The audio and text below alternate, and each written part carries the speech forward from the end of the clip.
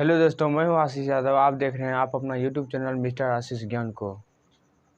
चलिए, आज सबसे पहले हम जो है फर्स्ट पार्ट में जो है क्लास 10th का प्रश्नावली 1.2 का यहाँ 1 से लेकर के 3 तक देख लिए थे फर्स्ट पार्ट में।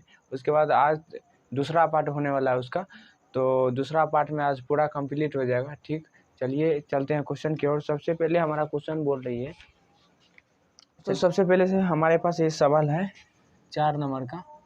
3 तक तो हम देख लिए थे। 4 नंबर का सवाल है HCF बराबर 306 657 का HCF दिया है 9।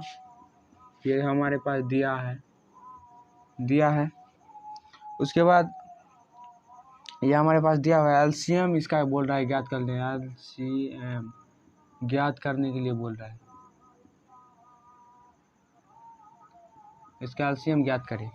तो हमने पहले ही फार्मूला इसका जान चुके हैं। सबसे पहले LCM फार्मूला लगाना है। यहाँ पे लॉस बराबर फार्मूला लगाना है मॉस। यहाँ देख लीजिए। उसके बाद हमारे पास पहली संख्या दी हुई है 306 और दूसरी संख्या दी हुई है 657 और बटे में मॉस दिया हुआ है यहाँ पे 9 लिख लीजिए। इसको काटिएगा तो 34 बार में कट जाएगा, तो हमारा आएगा यहाँ पे गुना कर लीजिए। उसके बाद 34 गुना 657 इसको गुना कर दिए। उसके बाद गुना करके हमारे पास आया 2 इतना। हमारे पास इतना आंसर आ गया इसका। हम आशा करते हैं आप लोगों को ये सभी बातें समझ में आ गई होगी। चलिए नेक्स्ट क्वेश्चन की ओर चलते हैं। सबसे पहले ये तो आप लोग समझ गए होंगे अच्छा से, इसमें कोई कंफ्यूजन नहीं है। हालांकि क्वेश्चन भी आसान था। उसके बाद 5 नंबर का क्वेश्चन आप लोगों को पढ़ के सुना देता हूँ। उसके बाद हम बनाएंगे क्वेश्चन को अच्छा से। बहुत ही सिंपल तरीका है, इसको ज़िंदगी में आप कभी नहीं भूलिएगा, 3 पीढ़ी तक नहीं भूलिएगा। सिर्फ वीडियो में बने रहिए, भागिएगा ना वीडियो छोड़ करके। सबसे पहले देखिए, सवाल पढ़ लेते हैं।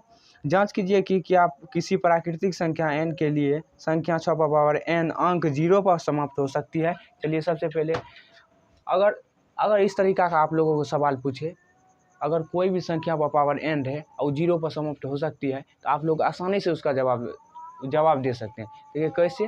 तो अगर कोई भी संख्या अगर 0 पे समाप्त होना चाहती है, तो उसका गुणनखंड 2 और 5 होना बहुत ही जरूरी है। अगर उसका गुणनखंड 2 और 5 हो गया तो सिंपल से आप बोल दीजिएगा कि इसका गुणनखंड 0 पे समाप्त हो सकती है। चलिए सबसे पहले देख लेते हैं।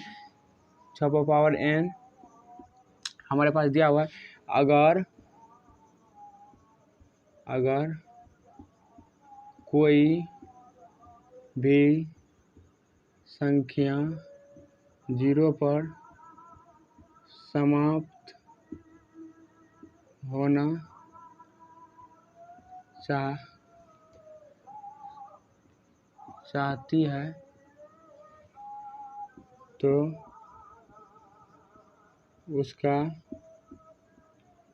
उसका गुणनखंड 2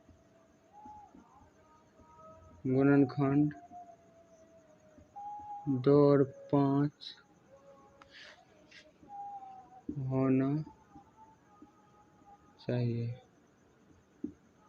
सबसे पहले देख लेते हैं हम। अगर कोई भी संख्या 0 पर समाप्त होना चाहती है तो उसका गुणनखंड 2 और 5 होना चाहिए। सबसे पहले यहाँ पे देखिए, इस 6 का ले लेते हैं हम, गुणनखंड कर लेते हैं। 6 का गुणनखंड कर लेते हैं। इसका गुणनखंड आया 2 और 3।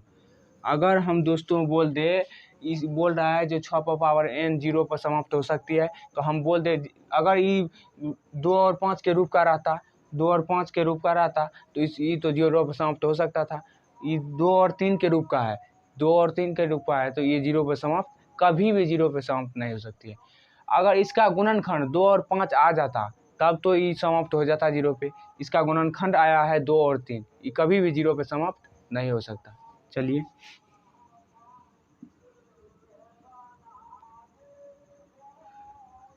छः का गुणनखंड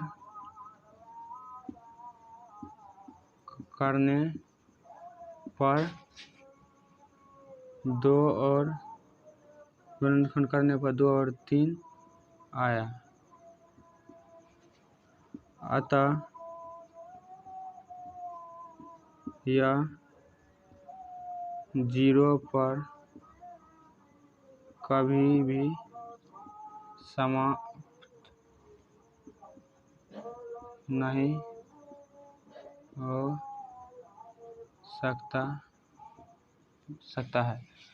यहाँ पे हमने लिख लिया, यहाँ पे इसका गुणनखंड 2 और 3 आया, 6 का गुणनखंड 2 और 3 आया है, अतः यह जीरो पे कभी भी समाप्त नहीं हो सकती है, ये जीरो पे समाप्त नहीं होगा। अगर ये 2 और 5 का रूप का रहता, इसका गुणनखंड अगर 6 का जैसे लिए, अगर 2 और 5 आ जाता, अगर यहाँ पे देखिए जैसे 10 रहता, 10 का गुणनखंड 2 और 5 आ जाता, तो 2 और 5 अगर आ जाता तो वो वहाँ पे जीरो पे समाप्त हो सकता था। ये तो जीरो पे समाप्त नहीं होगा क्योंकि इसका गुणनखंड 2 और 3 आया है। अगर 2 और 5 के रूप का रहता तो जीरो पे समाप्त हो सकता है। हम आशा करते हैं आप लोगों को ये सभी चीज़ें समझ में आ गई है। 6 नंबर का क्वेश्चन है, 6 नंबर का। इससे पहले का 5 नंबर का क्वेश्चन था, ये 6 नंबर का क्वेश्चन है।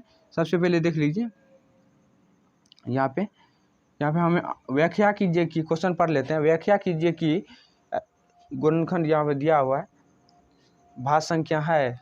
सबसे पहले देख लीजिए भाज्य और अभाज्य समझ लीजिए, भाज्य क्या होता है, अभाज्य क्या होता है, यहाँ पे समझ लीजिए। भाज्य संख्या, अभाज्य संख्या, यहाँ देख लीजिए भाज्य संख्या, इसका जैसे लेकर के चलता हूँ, आप लोगों को आसानी होगी समझने में। जैसे 2 4 6 8, इसका जैसे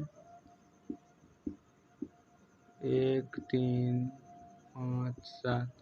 देखिए इसको अगर गुणनखंड कीजिएगा 2 और 3 से लगेगा, इसका कीजिएगा तो इसमें तो 1 से भी लगेगा, 2 से भी लगेगा और 4 से भी लगेगा। इसमें 1 से, 2 से, 3 से और 6 से भी लग सकता है। ऐसे करके सबसे पहले यहाँ देखिए इसका कीजिएगा तो 1 और 1 से लगेगा, यहाँ पे दीजिए 1 और 3 से लगेगा। यहाँ गुणनखंड कीजिए इसका 1 और 5 से, और यहाँ 1 और 7 से 7 है। ठीक है, देखिए हम कह सकते हैं भाज्य संख्या वैसी संख्या जिसका गुणनखंड 2 से ज़्यादा होगा उसे हम भाज्य संख्या बोलेंगे, और वैसी संख्या जिसका गुणनखंड 2 से कम होगा उसे अभाज्य संख्या बोलेंगे। चलिए आप लोगों को, हम आशा करते हैं कि आप लोगों को ये सभी चीज़ें समझ में आ गई होगी। चलिए क्वेश्चन की ओर चलते हैं। हमारा क्वेश्चन बोल रहा है भाज्य और अभाज्य के बारे में, इसीलिए आपको भाज्य और अभाज्य समझा दी। सबसे पहले हमारा क्वेश्चन बोल रहा है, यहाँ पे क्वेश्चन दिया हुआ है, यहाँ पे देख लीजिए एनसीईआरटी क्वेश्चन दिया हुआ है। यहाँ पे आपको क्वेश्चन को लेकर के चलता हूँ। सबसे पहले क्वेश्चन दिया हुआ है हमारा 6 नंबर का है क्वेश्चन। 7 गुना 11 गुना 13 प्लस 13, यहाँ देख लीजिए ये दिया हुआ है। तो हमें जो है यहाँ पे 13 कॉमन ले लेना। तो यहाँ पे 7 गुना 11 गुना 1 प्लस 1 बचा। तो सबसे पहले 13 इंटू, यहाँ देखिए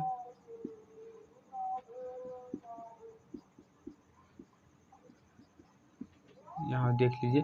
सबसे पहले अगर 77 और 77 एक जोड़ दिए, यहाँ पे कॉमन लिए इसीलिए इसके 13 की जगह पे 1 आया।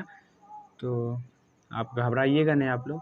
13 गुना 78, नहीं कुछ है तो गुना में 1 लिख सकते हैं, गुना में 1 लिख सकते हैं।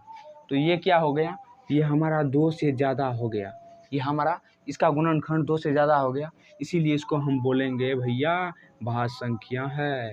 इसको बोलेंगे हम भाज्य संख्या है। और जिसका गुणनखंड 2 से कम होगा ना उसको बोलेंगे हम अभाज्य संख्या। समझे, आप लोगों को समझ में आ गया होगा। चलिए अगला क्वेश्चन की ओर चलते हैं। सबसे पहले क्वेश्चन हमारा दिया हुआ है, देखिए यहाँ पे 7 गुना 6 गुना 7 गुना 6 गुना 5 गुना 4 गुना 3 गुना 2 गुना 1 प्लस 5। यहाँ पे देखिए हमारा दूसरा भी क्वेश्चन दिया हुआ था, यहाँ पे देख लेते हैं। यहाँ देख लेते हैं, यहाँ पे जो कॉमन आने वाला है ना, जो कॉमन आने वाला है उसको कॉमन ले लीजिए। कॉमन जो आने वाला है ना उसको कॉमन ले लीजिए दोस्तों। सबसे पहले हम कॉमन ले लेते हैं। यहाँ पे 5, सबसे देखिए ज़्यादा बार कौन है, ज़्यादा बार 5 है, तो 5 को कॉमन ले लीजिए। सबसे पहले कॉमन ले लीजिए, 5 की जगह पे 1 दीजिए। 4 गुना 3 गुना 2 गुना 1 प्लस 1। यहाँ पे देख लीजिए, यहाँ पे देखिए सबसे पहले 7 गुना 6 गुना 1 का कोई महीना नहीं रहता है, 2 गुना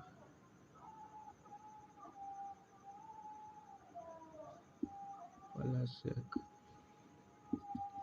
आप देख लीजिए 5 इंटू 7 के 42 गुना 4 12 गुना 2 +1।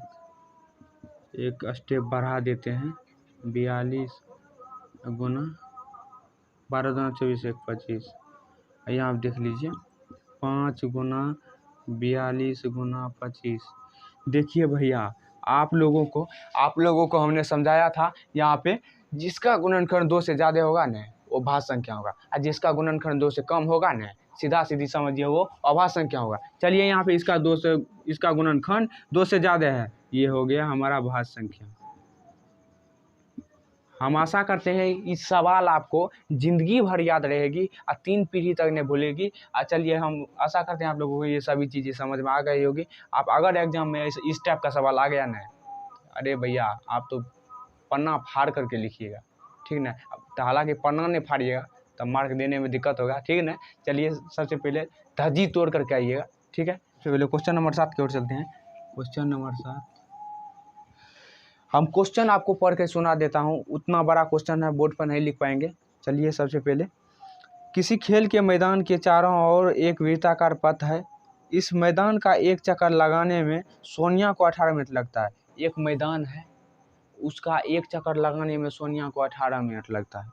देखिए पढ़ते हैं अगला, लगते हैं जबकि इसी मैदान का एक चक्कर लगाने में रवि को, वह मैदान में जब एक चक्कर रवि लड़का लगाता है तो उसको 12 मिनट लगता है, 12 मिनट लगते हैं। मान लीजिए वे दोनों एक ही स्थान पर, अगर एक ही स्थान से प्रारंभ किया चलना तो तब देखिए क्या होने वाला है। एक ही स्थान से प्रारंभ, एक ही स्थान और एक ही समय पर चलना प्रारंभ करके एक ही दिशा में चलते हैं, कितने समय बाद वे पुनः प्रारंभिक स्थान पर मिलेंगे। सबसे पहले देखिए दोस्तों क्या होता है, अगर यहाँ इस टाइप का सवाल आपको पूछे ना एग्जाम में, जैसे आपको पूछे जो पुनः एक ही स्थान पे, प्रारंभिक स्थान पे, अच्छा एक ही जगह मिलने का बात हो, एक ही जगह अगर मिलने का बात हो, और क्या आपको पूछे न्यूनतम पूछ दिए, अगर एक ही मतलब जगह मिलने का बात हो तो वहाँ आपको करना क्या है। सबसे पहले यहाँ देख लीजिए, यहाँ पे एक मैदान है, यहाँ पे एक मैदान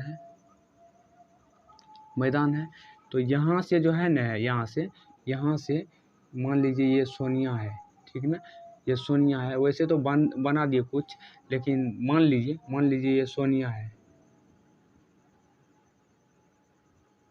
ये सोनिया है। सोनिया को 18 मिनट लगता है, 18 मिनट, सोनिया को 18 मिनट लगते हैं। यहाँ पर खड़ा कर दीजिए, ये समझ लीजिए रवि है, तो रवि को लगते हैं को 12 मिनट, समझे। आप लोगों को बता दें, अगर एक ही जगह का प्रस्थान यानी एक ही जगह मिलने का बात हो ना तो वहाँ पर आप एलसीएम ले लीजिएगा, समझे। अगर न्यूनतम का बात हो ना, अगर न्यूनतम का बात हो, अगर एक ही जगह प्रस्थान या एक ही जगह मिलने का बात हो तो आप वहाँ एलसीएम ले लीजिएगा, अपना मन से एलसीएम में कोई दिक्कत नहीं, इसमें एलसीएम ज्ञात करना है इसका। सबसे पहले देखिए हम एलसीएम ज्ञात कर लेते हैं इसका दोस्तों। सबसे पहले हमारे पास है 18 और 12, इसको दे दीजिए 9, 6, इसको दे दीजिए 3, इसका आ गया। सबसे पहले 36 आएगा, इस सबको गुना किया 36 आ गया, तो इसको लिख देते हैं 36 मिनट बाद वे दोनों प्रारंभिक स्थान पर मिलेंगे, प्रारंभिक स्थान पर मिलेंगे। देखिए दोस्तों इसमें हुआ क्या, अगर यहाँ से अगर एक ही जगह से दो आदमी अगर चल करके एक ही स्थान पर मिलने का बात हो ना तो वहाँ आप एलसीएम ले लीजिएगा, अपने मन से एलसीएम ले लीजिएगा, किसी का पूछने का जरूरी नहीं है किसी को, ठीक है ना। आप अगर इस टाइप का अगर जैसे हम बताए ऐसे आप याद रखते हैं तो हम बोलते हैं ना 3 पीढ़ी तक याद रखेगी, वैसे नहीं बोलते हैं 3 पीढ़ी तक याद रखेगी। हम इसको जो है ना थोड़ा सा आपको भेजा में घुसा दिया, इसीलिए बोलते हैं 3 पीढ़ी तक याद रखेगी, ठीक है। ठीक है, इतने ही, चलते हैं, फिर मिलेंगे नेक्स्ट वीडियो में, तब तक के लिए जय हिंद।